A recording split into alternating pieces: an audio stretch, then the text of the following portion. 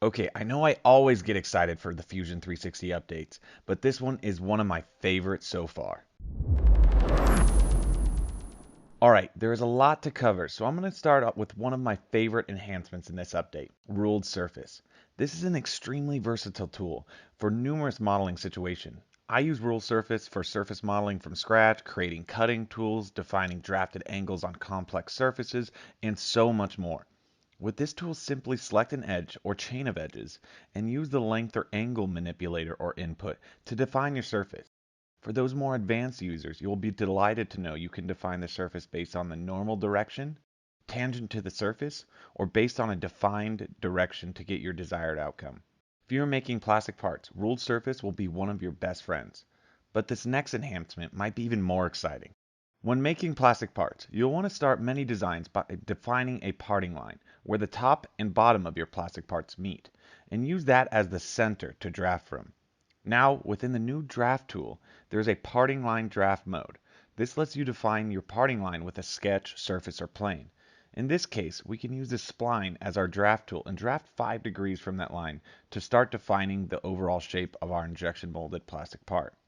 This is even parametric, so as design changes are made throughout the product development process, obviously the parting line draft will update. Alright, I know you've heard me talk about edit in place a lot in the last couple of updates. This was a technology preview so we could get it into your hands early to test, rather than hide our secret sauce. But now this tech is ready for prime time, and is now graduated out of preview.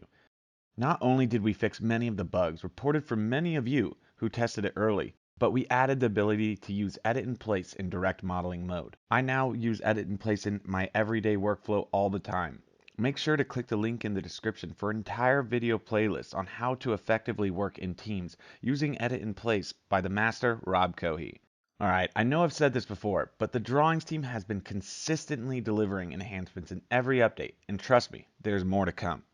This month, they've made the drawings environment behave a little bit more like Fusion 360.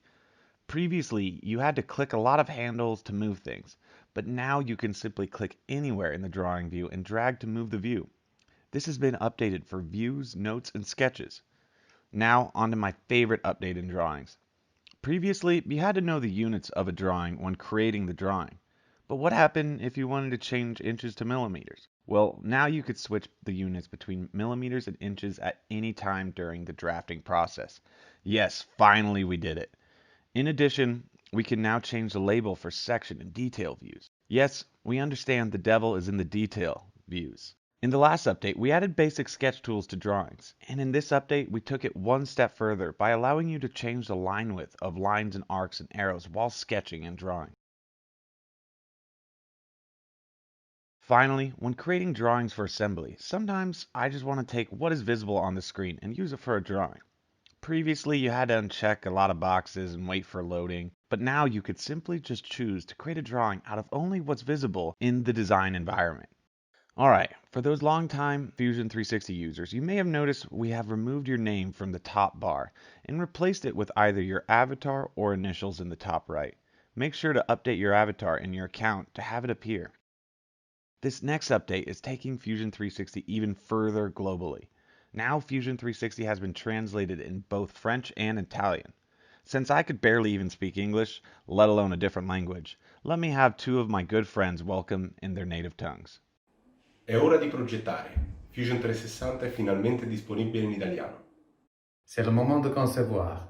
Fusion 360 est enfin disponible en français. Thanks, Ale and Paolo. I'm excited to grow our footprint even further globally. Okay, let's switch over to some of the enhancements coming to generative design.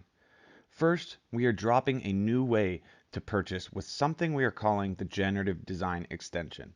Based on your feedback, you now have the option to pay as you go when using Generative Design, or subscribe on a monthly or annual basis that will give you unlimited access to generative solves and outcome downloads.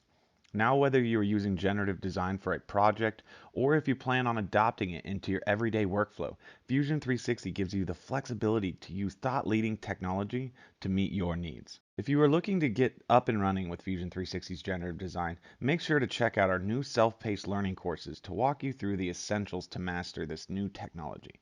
Recently, we have added the ability to define materials for a study based on manufacturing method. Now in this update, we have marked all the materials that will give you costing information powered by a priori's costing engine for your generative outcomes. Even more, when examining the outcomes, Fusion 360 estimates the piece part cost as well as the fully burdened cost, which includes the setup costs amortized over the volume specified in the setup. Well, that's it for me for the June 2020 update. Make sure to check out both the manufacturing and electronics updates for Fusion 360.